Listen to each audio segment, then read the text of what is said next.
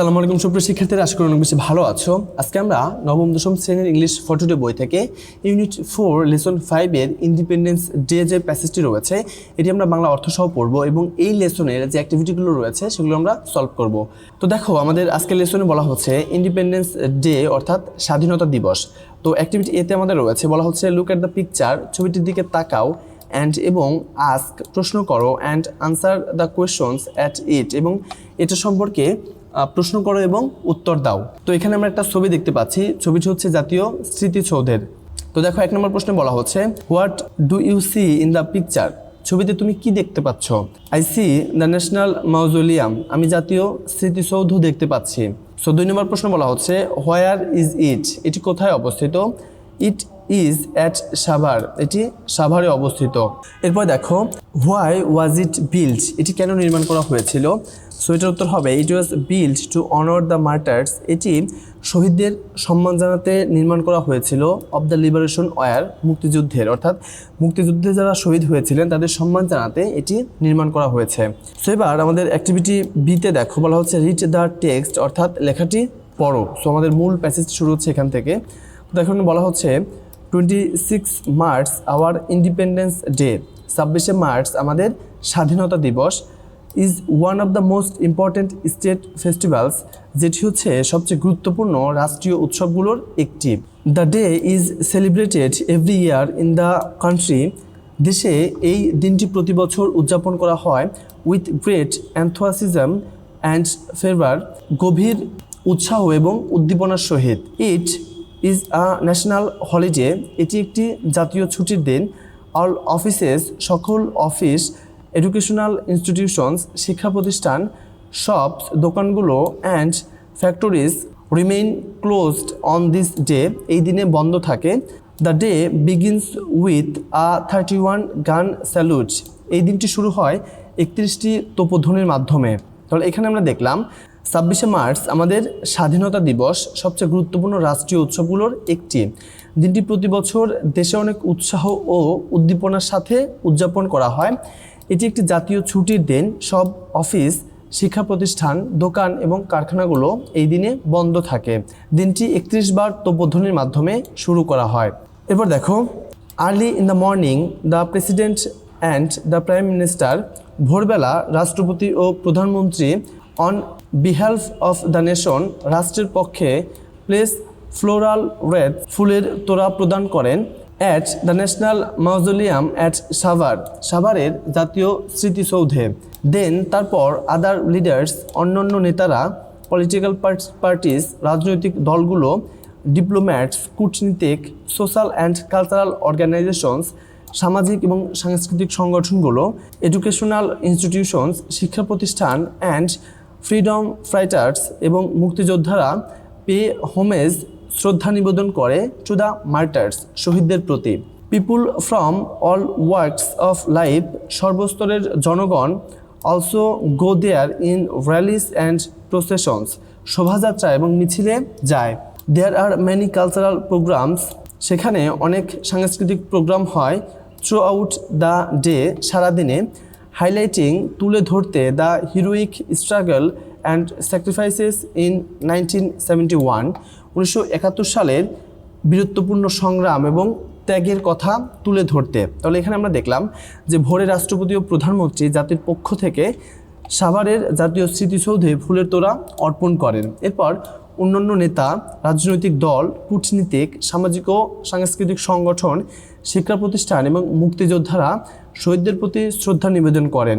জীবনের সকল স্তরের মানুষও মিছিল ও শোভাযাত্রা নিয়ে সেখানে যায়। সারাদিন নানা সাংস্কৃতিক অনুষ্ঠান হয়, যেখানে 1971 সালের বীরত্বপূর্ণ সংগ্রাম ও ত্যাগ তুলে ধরা হয়। সো এরপর দেখো ইন্টারন্যাশনাল স্টেডিয়াম, জাতীয় স্টেডিয়ামে, school children, scouts and girl guides take part in various displays, অর্থাৎ স্কুলের শিক্ষার্থী, স্কাউট ও গার্ল গাইডরা বিভিন্ন প্রদর্শনীতে অংশ নেয়। টু এন্টারটেইন, বিনোদন দিতে। থাউজেন্ডস অফ স্পেকটেটর্স, হাজারো দর্শককে বিনোদন দিতে। এডুকেশনাল ইনস্টিটিউশনস, শিক্ষা প্রতিষ্ঠান, also organize their individual programs, শিক্ষা প্রতিষ্ঠান তাদের নিজস্ব অনুষ্ঠান আয়োজন করে। স্পোর্টস মিটস অ্যান্ড টুর্নামেন্টস, একদিকে বিভিন্ন ক্রীড়া প্রতিযোগিতা are also organized on the day, এই দিনে অনুষ্ঠিত হয়, including the exciting boat race in the river Buriganga, যার মধ্যে বুড়িগঙ্গা নদীতে রোমাঞ্চকর নৌকাবাইজও থাকে। এরপর দেখো, ইন দ্য ইভিনিং, সন্ধ্যায়, all major public buildings are illuminated, সকল ধরনের সরকারি ভবন আলোকিত করা হয় উইথ কালারফুল লাইটস, অর্থাৎ রঙিন লাইট দ্বারা। Bangla academy, Bangladesh Shilpakala academy and other socio cultural organizations hold cultural functions, অর্থাৎ বাংলা একাডেমি, বাংলাদেশ শিল্পকলা একাডেমি এবং অন্যান্য সামাজিক সাংস্কৃতিক সংগঠন সাংস্কৃতিক অনুষ্ঠান আয়োজন করে। সিমিলার, একই ধরনের functions are also arranged in other places in the country, এবং দেশের বিভিন্ন স্থানে একই ধরনের আরও অনেক অনুষ্ঠান হয়। সো এই ছিল আমাদের মূল যে প্যাসেজ সেটি। সো এবার চলো আমরা বাকি যে অ্যাক্টিভিটিগুলো রয়েছে সেগুলো সলভ করি।